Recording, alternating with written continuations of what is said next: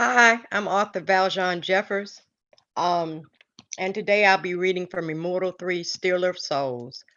This is the third novel in my Immortal series. It has a few of my favorite things, including werewolves, demons, vampires, not the traditional kind, time portals, and time travel.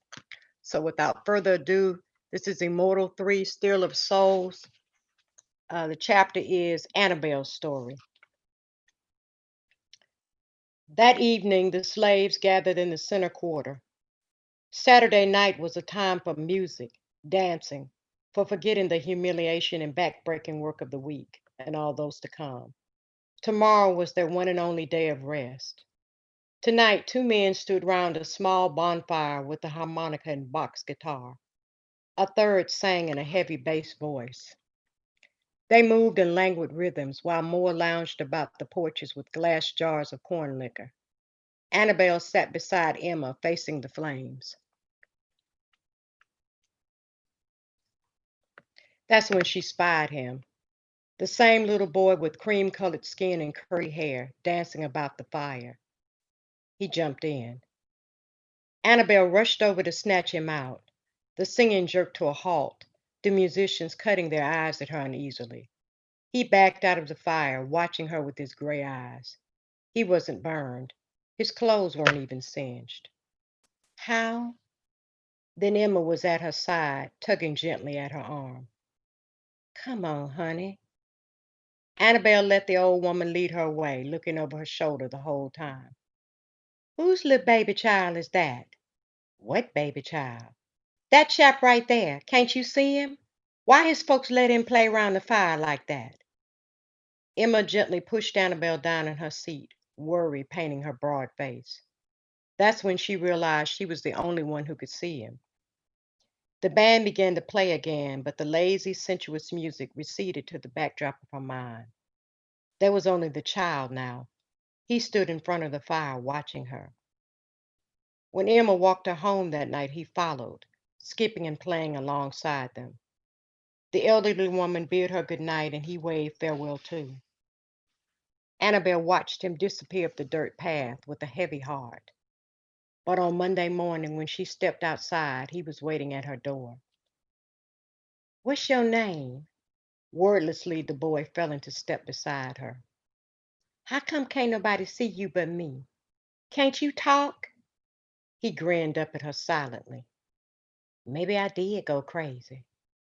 As she chopped cane, the children played in the rows, always just ahead of the slaves swinging machetes in fast hands. He pranced under the bellies of the overseer's horses. They couldn't see him either. Annabelle worried at this, and then she remembered the fire. I ain't about to go running up to one of them stealers. Mayhap he's a ghost or some other haint. She wasn't frightened by the fact that her visitor was obviously supernatural. Instead, it afforded her an odd comfort. He was hers alone. No one could steal him away. At length, he seemed to tire of this game and raced through the grass and along the water. She watched until he was a tiny running figure. But that night, as she prepared for bed, there was a soft knock at her door. Heart pounding, Annabelle opened her door. He stepped inside, walked over to her pallet, and lay down as if it were the most natural thing in the world. Annabelle stared into his gray eyes. Old they were, so old beyond his years. Tell me your name, she whispered. Paul, he said, his voice resonating in her mind. My name is Paul. For 2 weeks it went this way. He kept her company, appearing at sundry times during the day, in the cane fields or when she acknowledged him about on the porches chatting. She knew better than to acknowledge him if he showed up while her neighbors were about. Their eyes would meet. She'd give him a tiny smile and he'd sit beside her. Always at night, Paul waited for her on the dirt path to walk home. He slept curled in her arms. Someone was shaking her. Annabelle awoke to Paul's solemn gray-eyed face. It's time, Annabelle. What's the matter, baby? Bad dream? Her heart thumped wildly against her chest, even as she tried to make the moment normal. Paul scrambled to the floor and tugged at her hand. Come. Where we going? The young woman's voice trembled. It ain't safe to go out now. The Steelers would think we trying to run. He tugged at her hand again. I can't. Ow! Paul's gripping her hand tightened until it was painful. Now, Annabelle. His hard face looked nothing near child's. Annabelle realized she was sweating, despite the chilly night. For the first time since they'd met, the question of what he was terrified her. Let's go. We won't be seen. She said no more, but got up, slipped her feet into her brogans, and threw a shawl about her shoulders. The only light came from the stars and night moons. Annabelle trailed him, his footing as sure as any cat's, heart thumping against her chest, leaving the sleeping quarter behind. Lightning flashed and a drum roll of thunder. Storm's coming. We got to go back. The rain began to fall, a drizzle at first, then a great downpour, drenching them. But Paul only looked up at her, the water pouring off his small face, and trudged relentlessly forward, past the cane fields into the high grass. Annabelle stopped in her tracks. She couldn't do this, whatever it was he wanted. I'm going back. Lightning flashed and he disappeared. She screamed and clapped her hands over her mouth. A house flickered into view. The house vanished. Lightning claimed the sky and it returned, tall with weathered clapboards and a chimney. She gazed at it, terror and longing fighting for dominance inside her. Her clothing was drenched. She was cold. None of it mattered.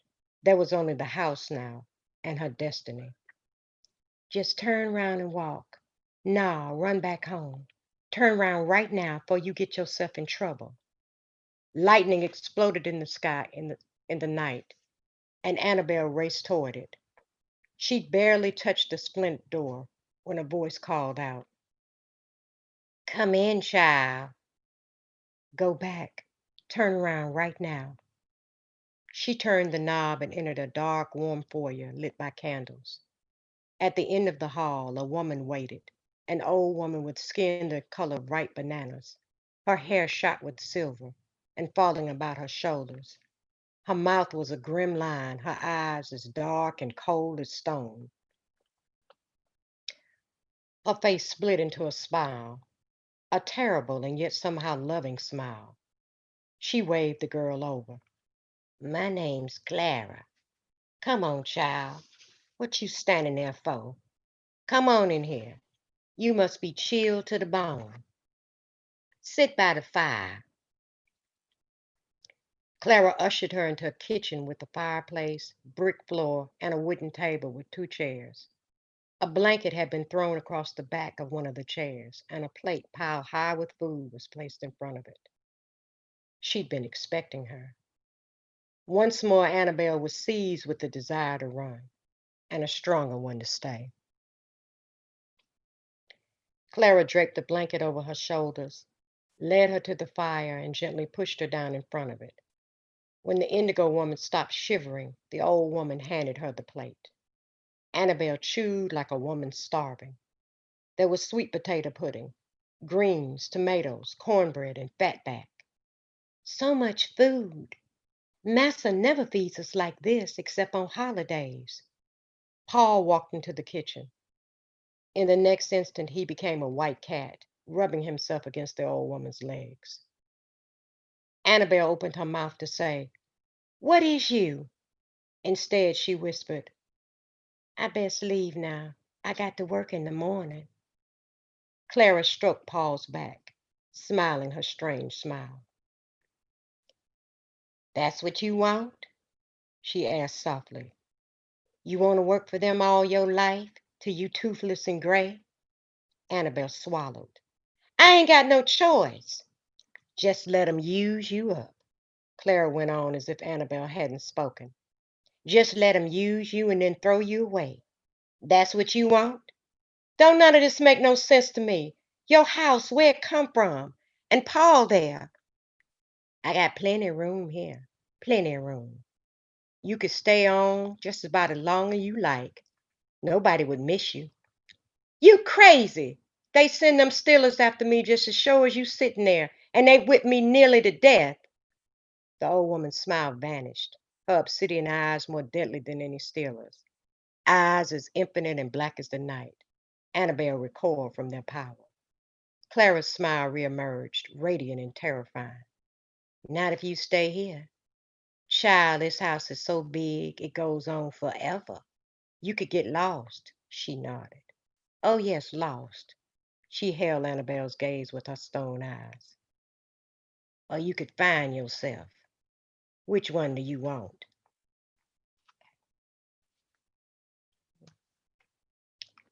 And that was from chapter 18 of Immortal Three Still of Souls, Annabelle's story. I hope everyone enjoyed it. Thank you. Thank you very much.